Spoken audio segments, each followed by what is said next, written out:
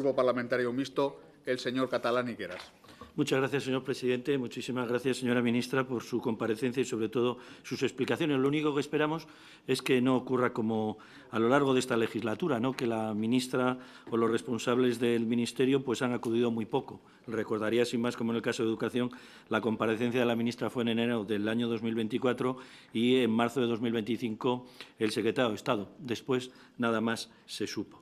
Evidentemente, usted hablaba de diálogo, de consenso, de búsqueda del entendimiento, más aún teniendo en cuenta las competencias transferidas a las comunidades autónomas y la responsabilidad que tienen que tener también las mismas.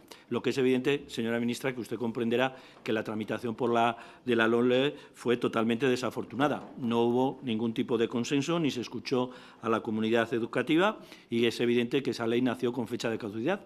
Previsiblemente, cuando cambie el Gobierno, cambiará la ley y así unas cuantas veces. Yo creo que incluso hasta demasiadas. Me ha llamado la atención en su intervención que no ha hecho usted ninguna referencia a lo que es la evaluación. Y en el sistema educativo, al menos desde nuestro punto de vista, la evaluación es un factor muy importante, sobre todo para la mejora y para conseguir y lograr los objetivos perseguidos, que no son otros que la equidad y la calidad educativa. Hace unos días, en un debate sobre educación organizado por un medio de comunicación, El Mundo, el pedagogo navarro Gregorio Luri hacía una afirmación que nos debiera hacer reflexionar. Y es que él decía que los alumnos pasan más tiempo en la escuela, pero aprenden menos de lo esperado. Y lo decía apoyado en los resultados, de ahí que yo había introducido la palabra evaluación, en los resultados PISA. Y más concretamente en el dato de que el 28% de los alumnos españoles se sitúa en los niveles más bajos, incapaces de trabajar con conceptos abstractos y, sobre todo, mientras la excelencia iba retrocediendo. Y decía Luri, no hay ninguna razón genética que explique este porcentaje y todo lo que sea menor del 8 o el 10% de fracaso tiene una clave pedagógica. La educación en nuestro país evidentemente ha sufrido un deterioro evidente y ahí están los resultados de PISA, resultados desastrosos. Estamos ante los peores datos históricos de esta prueba en nuestro país, siendo especialmente relevante, y de ahí que usted también ha hecho mención a medidas que está tomando el Ministerio, como es las competencias en matemáticas y en comprensión lectora. En el caso concreto de la Comunidad Foral de Navarra, no serían desastrosos, serían alarmantes. De estar a la cabeza en el sistema educativo español, pues retroceder unos puestos y estar en una situación, como digo, bastante lamentable.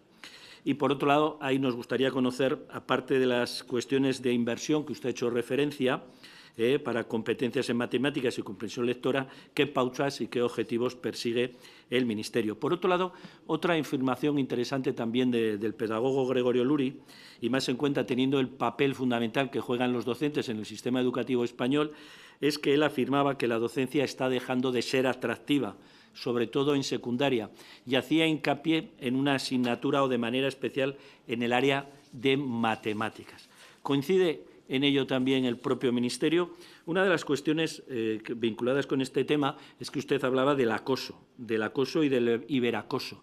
A mí me llama poderosamente la atención que no ha hecho ninguna referencia también a lo que ha sido actualidad o noticia en los últimos días, en que más de la mitad de los docentes de la red pública española dicen haber sufrido algún tipo de agresión. Y esto lo dice un sindicato después de del sindicato CESID, después de hacer una encuesta.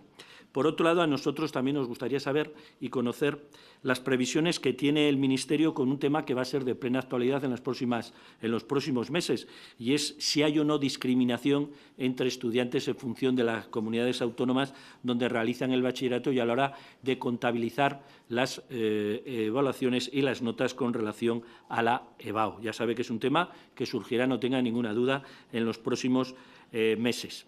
También es cierto, y nosotros lo hemos venido demandando como un principio fundamental de Unión del Pueblo Navarro en política educativa, es el derecho de los padres a elegir la educación que quieren para sus hijos, y en este caso concreto amparado por el artículo 27 de la Constitución. Derecho al cumplimiento de la legalidad, por supuesto que sí, y a ser educado en la lengua oficial de España, porque un alumno, señora ministra, no puede sentirse extranjero en su propio país y el Ministerio no se puede quedar al margen de esta situación.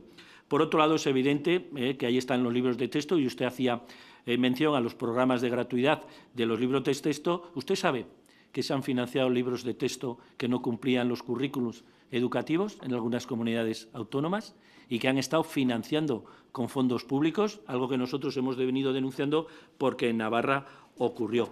También nos gustaría conocer su opinión sobre una iniciativa que tuvo este Grupo Parlamentario Unión del Pueblo Navarro hace unos días y que hacía referencia a, como ocurre con otras personas condenadas por agresiones sexuales y no tienen contacto directo con escolares ni menores, que tampoco se aplicase esta cuestión a aquellos que tienen una condena por terrorismo, porque se han dado casos de etarras dando clases en centros educativos, por ejemplo, de la Comunidad Foral de Navarra o la Comunidad Autónoma Vasca, y también, por ejemplo, de terroristas detenidos por yihadismo por ser profesores de artes marciales. Hablaba usted de la digitalización. Aquí se ha hablado mucho de los móviles y, sobre todo, por parte de las familias y también del uso de ordenadores portátiles y tabletas en centros educativos. La pedagoga hispanista sueca Inger Envik, hacía unos días, también en una entrevista en Diario de Navarra, decía que las tabletas en el aula son una desventaja para el alumno. No había que aprender a través de las tecnologías, sino saber utilizarlas, y eso cuando se esté en la etapa del bachillerato. Y ahí yo creo que también el Ministerio tiene mucho que decir y que hacer. Por otro lado, hablaba usted también, señora ministra, del Mundial 2030, que se va a celebrar, entre otros países, en España, Portugal y Marruecos. Ante las últimas protestas reprimidas con violencia en Marruecos, nos gustaría saber si el Gobierno de España va a exigir al Gobierno marroquí el cumplimiento de los derechos humanos y que no se vuelvan a repetir situaciones como se han padecido, incluso que se pueden llevar a realizar durante el campeonato de fútbol. Y eso también es una cuestión que nos preocupa. Hablamos también nosotros de las discrepancias del comportamiento del Consejo Superior de Deportes. Discrepamos radicalmente en algunos comportamientos que ha tenido y su responsable máximo, que esta tarde nos acompaña, lo sabe, como es el tratamiento de las elecciones autonómicas y la participación en torneos internacionales, fundamentalmente porque eso fue una cesión del Partido Socialista a los nacionalistas para la investidura del señor Sánchez, en contra incluso del criterio que mantenía hasta ahora. Y ahí está también todo el afer que ha ocurrido con la Federación Internacional de Pelota. Pero también nos gustaría saber si el Ministerio y el CSD tiene intención en algún momento de regular o modificar la normativa que regule las elecciones en las federaciones deportivas. Lo digo por las situaciones que se han vivido en los últimos meses que se han celebrado estas elecciones y las discrepancias y las confrontaciones que se han dado en el mismo. Y, por otro lado, ya para finalizar, porque no tengo tiempo, sí que me gustaría hacer una referencia al tema de educación con los centros de educación especial a los que hacía mención. Y hablaba y recordaba la disposición adicional cuarta, ¿no?, en que los centros ordinarios contarán con recursos suficientes. En esa misma disposición adicional cuarta se establece un periodo para que el Gobierno, con las administraciones educativas, establezca un plan a la hora de abordar estos centros, que en los centros ordinarios haya recursos suficientes. Y habla de 10 años, un plazo o un plan que debe estar vigente en un plazo de 10 años. Llevamos 6, señora ministra. ¿Nos podría decir qué se ha avanzado, qué se ha hecho en esta materia y si van a cumplir los plazos a los que ustedes mismos se comprometieron? Le digo que nosotros estamos en radical oposición al posicionamiento que defendieron ustedes en la LOMLOE, porque creemos también que estos centros están realizando una magnífica labor y que antes de tomar ninguna decisión hay que consultar no solamente con los docentes, sino también con las familias. Muchas gracias. Gracias, señor Catalán. Por el Grupo Parlamentario Vasco tiene la palabra el señor Aguirretxea Urresti. Arratsaldeon, ongi etorri eta zorionak, feliz cumpleaños, señora